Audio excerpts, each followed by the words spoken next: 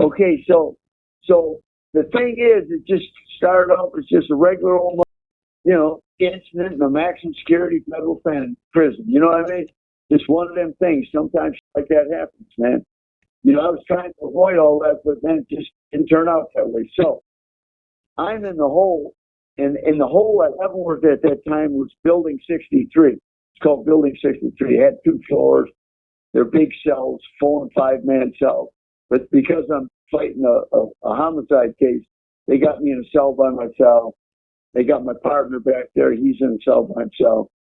And so I'm upstairs and I'm facing the warehouse, the kitchen warehouse. And a friend of mine works he came out of the control unit at Marion with the old Swamp Fox, old Homer Ray. He's out of Louisiana. He was working back there. So we would hook up a little thing out my back window. They got like chicken wire, but I'd make like a basketball hoop out of some rolled up newspaper and some string, make a hoop, and then he'd get a little slingshot, shoot a line over his hood, and I'd pull it in, he'd send me shit, whatever. So one day, about 2 weeks or so after this incident, because this happened with me on October 6th, 1983, I'm in the hole and talking to him, and he comes up to the window and he says, and to do this stuff, I got to climb. There's a shower inside the cell. I got to climb up on top of the shower wall and stand up there. And we're talking. He says, "Hey, man," he says, "we just got word. Tommy was on Clutts and played to Hoffman that night. So they got 2 cops and played and stabbed up 2 other cops in the environment." And he says, "Man, there's all kinds of fucking heat on and all that." And I said, "Fuck, man." And I had been talking Tommy off that ledge. I talked to him off that ledge 4 or 5 different times when I was still in the control room. And I told him, "Listen, chill out." I went and talked to Clutts too, because Clutts, I got in a knife fight down there. The fucking barber moved on me, and during a damn haircut, the dude slid me a piece. Me and this knife, me and this fucking barber got to fight with knives. I ended up stabbing him up. So they took him away. So Clutts gives me the barber job, the white barber job. He says, "You want the white barber job?" I should say, "Don't get somebody in the barber shop or something, because I'm not handcuffed." I tell him, "No, I can't do that shit." So I got a little rapport with Clutts. So I'm trying to squash all this shit. And I told him, "Listen, I'll get you out of jail. I got to go to Leavenworth for 6 months. Then I'm going to get back to the state. They changed the sentencing laws. I'm going to get resentenced. I'll get you out for a trip." He said, "All right, brother." So I lasted 4 months and I get a case. So, okay, 2 weeks after my incident, this fucking knife fight in the fucking center hall that I should have beat, when I went to trial, the Swamp Fox is telling me that Tommy just rolled out and killed Clutts and Blake killed the Hoffman. So I'm on top of the motherfucking shower wall, and he's fixing to do the slingshot move, and I hear some people behind me, and I'm looking out the window. It's kind of bright, so I can't, and it's dark in my fucking cell. It's a big cavernous cell. In the front of my cell is a bar door with chicken wire and plexiglass on it, and it's kind of hard to see through it because I've been looking out the window, but I hear somebody say, "Greshner, get down off the shower wall and walk backwards up to the door." And I thought, "What the fuck?" I turned around and looked. I seen a bunch of cops outside my door, but I couldn't really make them out there. Well, I told Homer Ray, I said, "Man, get on. I got a bunch of cops on my door. I'll holler at you tomorrow." He said, "Okay." So I get off the shower and I said, "They should turn around." I said, "Man, fuck you." So I walk up. They got a whole SWAT team on my fucking door, right? So they cut me up, pulled me up, tossed the bag, looking for shit and all that. Don't find nothing. Put me back in the cell. Now they're tripping, right? Because, they got 2 dead fucking cops and fucking, back at the swamp and all that. So now it's just, they're just carrying me and my rappy to court. They took me back to the control unit real quick in Marion, then realized they fucked up. I just got indicted. So they brought me back. Within a 24-hour cycle, I was back in fucking Building 63. And but all my property's gone, so I had to get a court order to get it returned from Marion. And we're going to court, and it's just me and my rappy in a motherfucking van with a couple of marshals and maybe 1 chase car. That was, I don't even think there was a chase car. It wasn't no big thing. Then David Huey went to Fantasy Island. He told them there was a conspiracy by the AD to kill federal officials. He named Tommy, Clay, Barry, Little Matt, me. He named me, and he's just making this shit up. He did that after the second killing that night when Clay killed Hoffman and stabbed up the other two. Then he told them, oh yeah, and Little Matt, he's a brother, he got the fucking floor plan of all the federal court buildings in the United States out to the federal streets to break us out during trials. But we got enough motherfucking heat anyhow. Whenever we go to trial, they got snipers everywhere, and they got 2-3 block areas, all this bullshit anyhow. So now they're tripping, and all this is bullshit. Maybe he was just making shit up so he can get moved out of Marion up to Chicago MCC, from where him and Richard Bernard escaped. They saw it out and ran off and forgot. That was their whole game plan all along. So now I'm going down the highway in a van, me and my Rampy. We got 3-4 chase cars in front, 3-4 chase cars behind us. We got a huge 500 motherfucking helicopter about 50 feet above the van, right above us, with a machine gun on it, flying along. We got another chopper that goes out about a half mile and hovers. And then we got a fixed wing aircraft flying orbits, like 2 mile or some orbits around us as we're traveling down the fucking highway, because they think they're going to fall under an ambush. Finally, they almost shot some kids, 3 kids on 2 dirt bikes wearing camouflage clothes and smoke helmets. 2 kids were on one bike, 1 kid was on another bike, and they're always taking different routes to the courthouse trying to throw off motherfucking ambushes. They're tripping, right? And they slammed out the brakes because these 2 bikes come blowing out of the little hilly area on a dirt road, and they almost shot them fucking kids. And they're fucking tripping and slammed me into the screen in the fucking back. And the helicopter right above us almost shot the fucking kids. So finally it was too much. So now they go to Camp Riley in Fort Riley in Kansas. It's an army base, and they get the fucking army involved. Up to this point, they brought in a U.S. Marshal security specialist out of Atlanta, Georgia. He's got all this other stuff with the helicopter shit going on. No, that ain't enough. So they bring in the fucking army from Fort Riley, Kansas.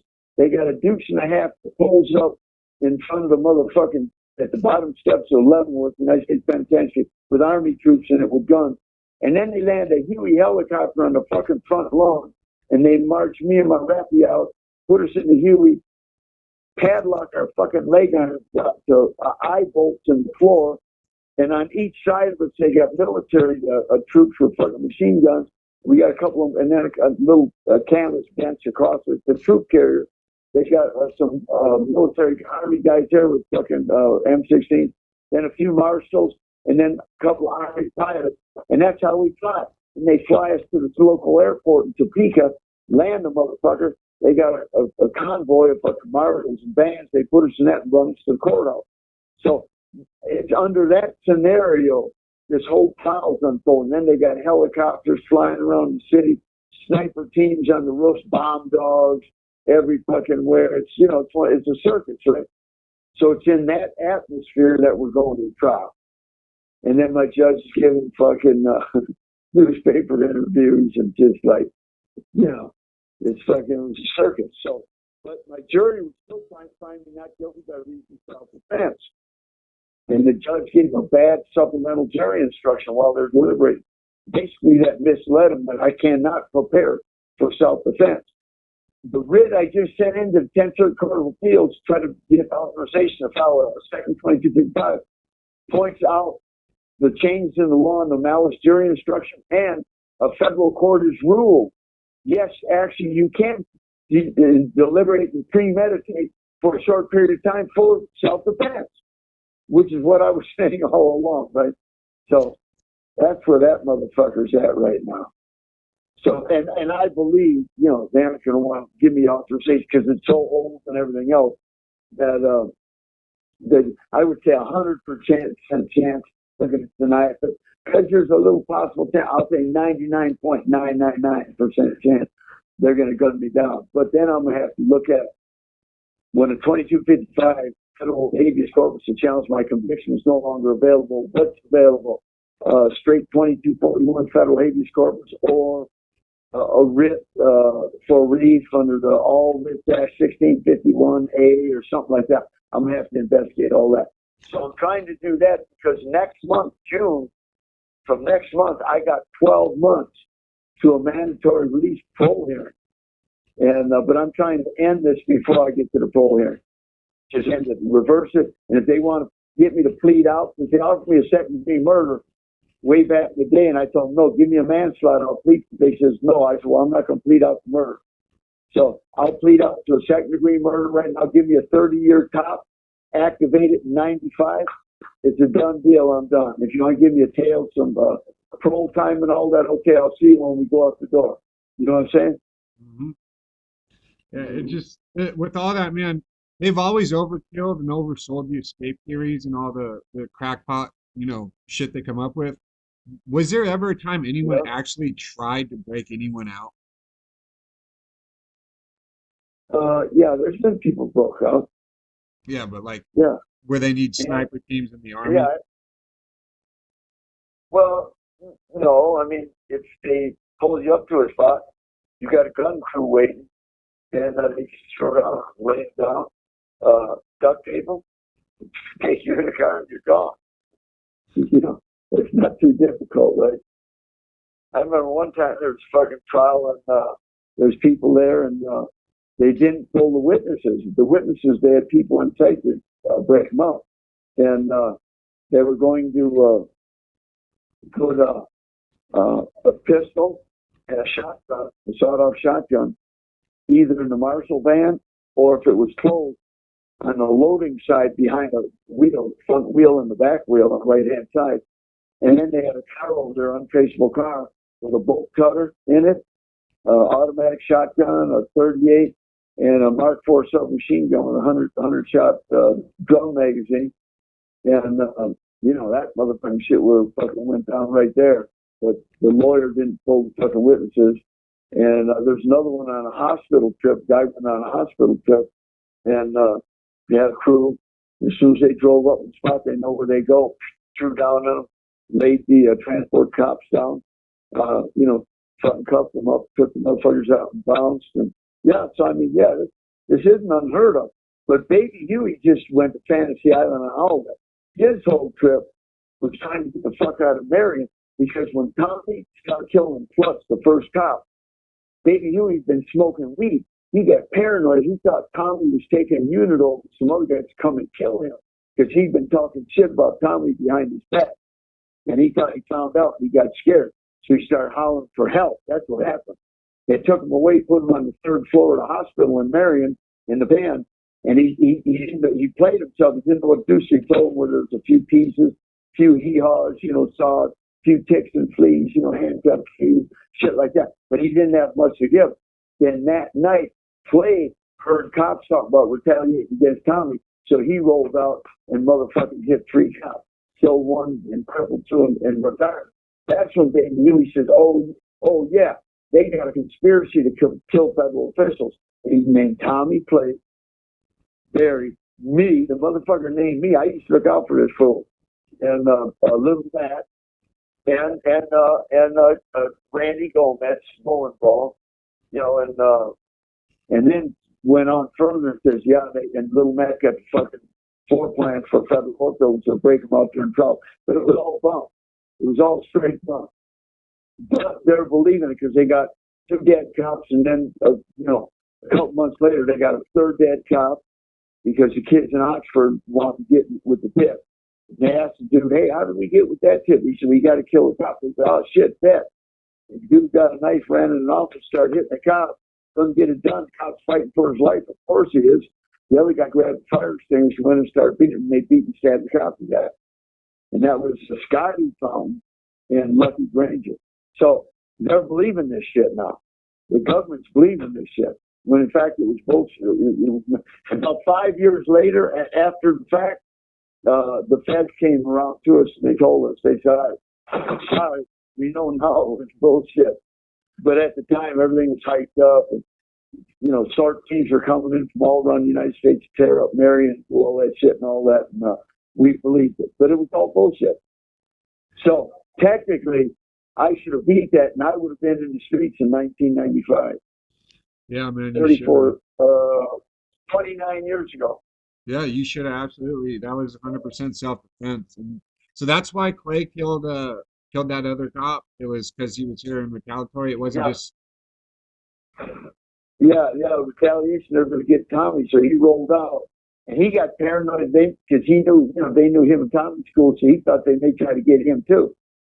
So he just fucking stacked up, did the same move Tommy did, stuck his hands in a bar, dude loosened the fucking cuffs up with a key and gave him a piece, and he rolled out and got up. And when he got out, he started hitting them.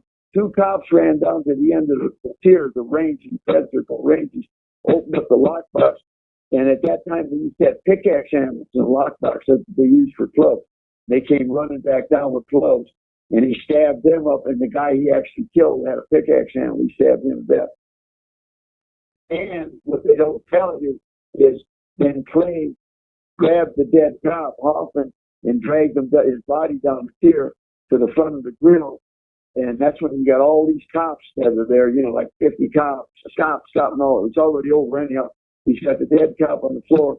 He's got his hands up. He's got a bloody knife in his hand. He's doing like a victory dance, like a Rocky victory dance. And he looks and he sees the dead cop's son. And he tells him, hey, Hoffman, come on up in here. I'm going to do you too. I never did a father-son combo before. Jesus. And so, that kind of, and then, and then the kid later got busted with a pocket full of cyanide.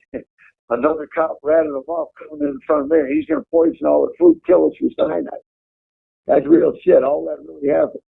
Fuck, man. So, Yeah, they always just say, oh yeah, they just went off. There was no reason for Tommy and Clay to do that shit. But it's like there's always stuff doesn't just happen usually with the police. There's always a reason. Listen, there's always a reason, man. Motherfuckers are in solitary confinement, sensory deprivation, going through all the psychotraumas that causes. The water at Marion is really bad. It's a United States Environmental Protection Agency Superfund cleanup site. And it's filled with all kinds of carcinogenic chemicals. But the worst one to me is manganese. Manganese poisoning causes uncontrollable emotional and violent behavior, Tourette-type syndrome, and the end result is neurological damage like Parkinson's disease. So in that whole scenario, the two components of all the stress, being in solitary confinement, sensory deprivation for years on end, and drinking toxic water that induces violent fucking tendencies in that mix. And then you got cops fucking with you, and Tommy and Clutts are getting into it. I'm talking Tommy off the ledge. I tell him, listen, brother, leave that alone. We don't get the personal beef with cops, because somebody's going to end up getting killed. We do not do that. And I talked him off the ledge multiple times. He says, yeah, you're right, blah, blah, blah. That's why I told him, listen, I got to get to Leavenworth for 6 months. Then I'm getting back to the state. I'm going to get resentenced. I'm going to get you out, bro. Don't trip. He said, all right, brother. He said, all right, brother. I'm taking you. I got you. And he knows my word, sir. I'll get him out. So it went like that. I got to Leavenworth, and I lasted 4 months, got into this shit, a knife fight, killed this fucking guy in a knife fight. I should have beat the case. If I wouldn't have got a bad supplemental jury instruction, I would have gotten an acquittal. I would have got to the streets and fucking got resentenced back in state, got to the streets and fucking, I would have worked some things out, some lawyers, whatever, got Tommy out. I would took care of my business. And, but because I got a bad instruction, the motherfuckers I got convicted, it took 2 weeks for the word to get back to Marion, what we call the swamp, got back there swamp. And John just got booked on another one. He's coming back to control unit on a fucking body. Tommy rolled out and fucking killed Clutts.